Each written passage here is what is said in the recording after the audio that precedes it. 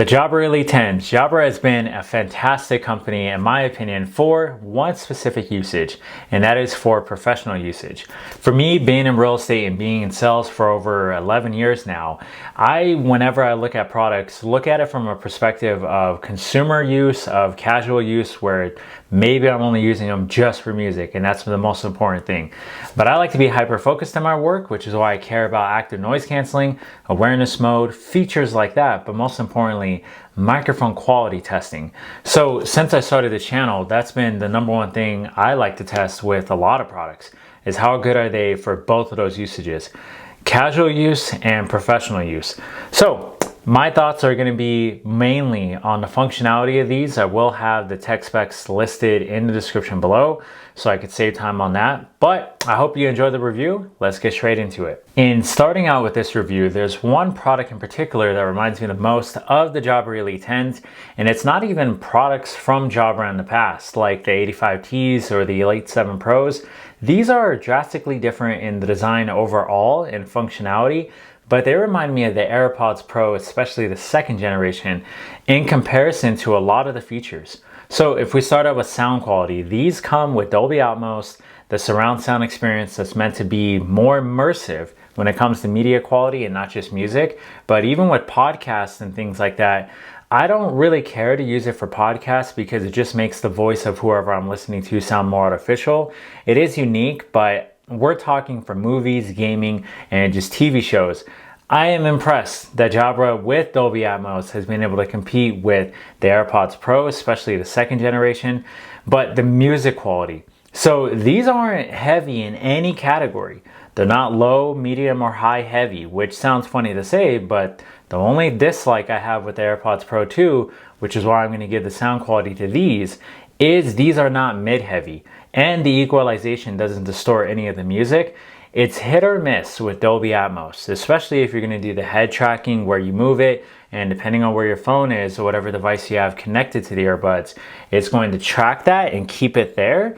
It's a little awkward for me. I never really cared to use that. Whatever genre I put these to the test, I had no negative experiences. I just couldn't think of anything besides maybe bass. These are not as bass heavy as the Elite 8 Actives, which I'll have in a review later this week because I've been using these extensively more than those. But besides getting off the point with that, I love the sound quality. I have no disappointments in the music. And I had somebody in the comments of my impressions video say, well, are these good for Android and for iOS? And absolutely. I mean, they even have a feature specifically for you to one-tap Spotify, which Spotify is great for Android and iOS and wherever you can download it, even on your computer. And it's fantastic for Apple Music with Dolby Atmos and also anything else I've tried like YouTube Music. So if we're talking sound quality and overall functionality with just usage being good for all devices, it's good for all devices. A Windows computer, a MacBook, your iPhone, or any Android phone. So that's the reference I'm talking about with sound quality and even multi-point connectivity. So I mainly used it with my MacBook and my iPhone, but even if I had an Android phone connected to it or an Android and iOS device, the multi-point connectivity was seamless. It was nothing more than I would expect for a company like Jabra to be sufficient at, and more than sufficient. Probably the best, besides if you're going to use the AirPods Pro for efficiency of them being specifically for those devices, that's what these feel like for all devices. Whether you're taking a phone call, you're on a Zoom call, it is always going to take precedence for calls over media. So in other words, if you're listening to a YouTube video on your MacBook or your Windows PC and you want to switch it to your iPhone or your Android phone, if a call comes in on that device, it's going to switch it automatically, which I actually do appreciate. The only flaw with multi-point connectivity with Jabra is whenever I would get away from my computer, it did this the most. I would get away from my computer, I would go in the backyard, do some gardening, have these connected to my phone, and it kept telling me, one device connected, two devices connected, one device, and I'm just thinking in my head, just please know that I'm only using my phone and just don't even tell me that. Which you can disable notifications, but still, just so you know, it is a little bit of an annoyance. But what isn't disappointing is the active noise canceling and the hear through features.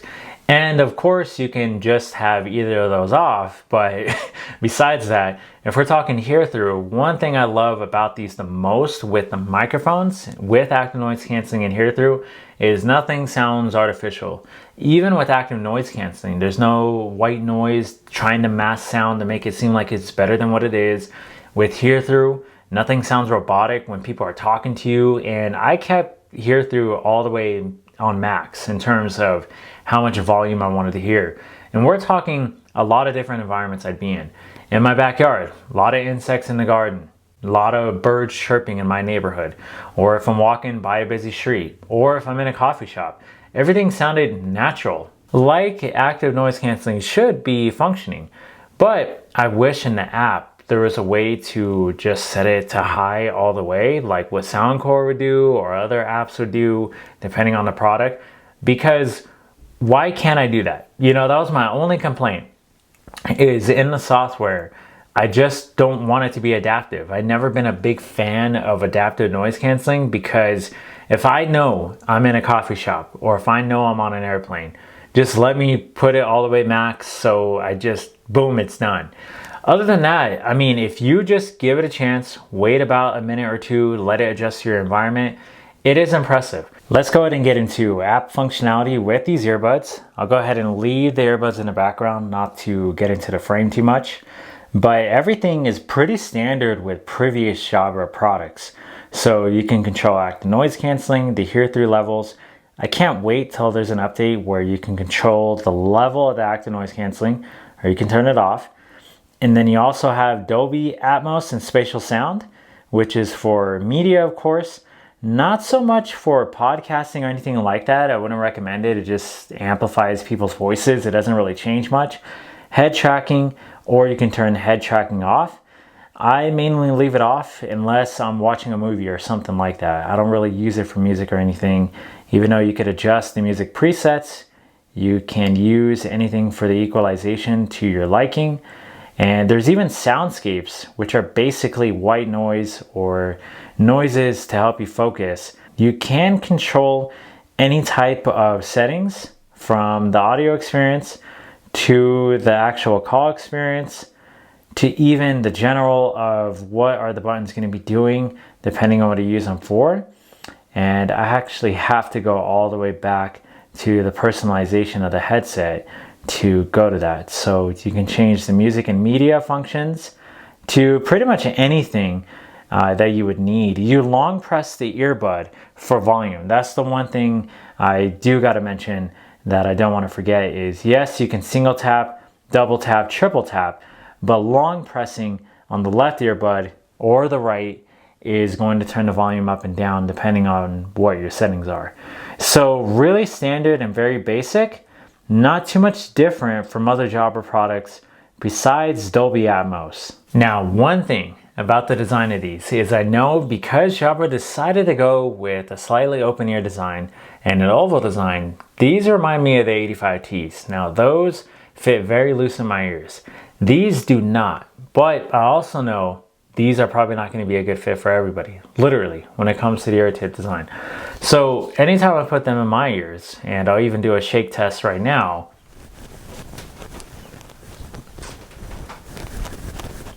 and messing up my hair and whatnot, that's a lot of shaking, and it may not look like it, but I kind of go out of breath every time I do these shake tests just to show you how well they sit in my ears. I did have to make slight adjustments when I would go on a 30-minute bike ride or anything like that. So it's not like they're securely fit in your ears with earbuds that have wingtips or even the Elite 8 Actives, where I put those in and I swear it's gonna take a lot for them to come out. But there's a silicone layer similar to the 8 Actives and 7 Actives, which I don't mind at all. I love the silicone. It's easier to clean. I'm not worried about getting them messy and whatnot. But it opens up right to where sand or dirt or even water can probably get in there. And for me, my biggest concern is over time, is that going to mess with the functionality, and is that going to be a problem to where you start having defects where you can't push it in? Or are these going to be really easy to clean? You know, how many times are you going to have to clean them? And even with the sensors are very accurate in terms of autoplay, auto pause, and things like that, everything is fine except for those two things. All right, this is what the Jabra Elite 10s will sound like in a quiet office. No noise in the background at all, obviously. Now I'm going to play some busy traffic noise to simulate if you're taking a call while walking around or something like that, especially if you live in the city. So it's reading that this is about 85 decibels in traffic noise, especially as it simulates cars going by. So really loud. Let's switch it to the earbuds now. This is what it sounds like if you're making a professional call and you gotta pitch some new product, or you're just talking to a family member or something. So, wow, that was very loud. Let's go ahead and get to a coffee shop test. I'm playing that now. Again, it's about 85 decibels. So if you're in a coffee shop with that noise level, it is really loud. Let's go ahead and switch it to the earbuds now. This is what it sounds like. Side tone sounds great. Doesn't sound too artificial. Not as good as the 7 Pro still, but it's definitely there. So let's go ahead and pause that now. Now, the big question is, are these worth $249? To put it in context, the best way I can put it is the AirPods Pro 2 are the only pair of earbuds that are comparable with these, and these comparable with those on every level. Even the microphone quality is pretty much the same, except these have side tone, and I like that feeling of actually being able to hear how loud I'm talking that I don't get on the AirPods Pro 2. It's like barely even there. So with the sound quality being comparable, the active noise canceling, and the awareness mode and hear through, also the music quality being fantastic, and the biggest thing is if the oval design is going to fit your ears, and if you like the way they fit literally, and if it's literally a fit for you, I would go with these over the AirPods Pro 2 because these fit more people's preferences of the devices and software that they use with their music apps and just overall functionality universally. The biggest problem on why I can't recommend the AirPods Pro 2 is you have to be in the Apple ecosystem. I mean, otherwise, why would you get them? These eliminate that. These eliminate that need to be in the Apple ecosystem. So if we're talking recommendation, I'd take these over those. It's just my only hiccup, besides the oval ear design, is I was shocked these didn't do better than the Elite 7 Pros with the microphone quality testing. So my hopes were they were going to do dramatically better, but they did as well as something like the AirPods Pro 2. So not this time. But I hope this review was helpful. Thank you so much for watching, and I'll see you on the next one.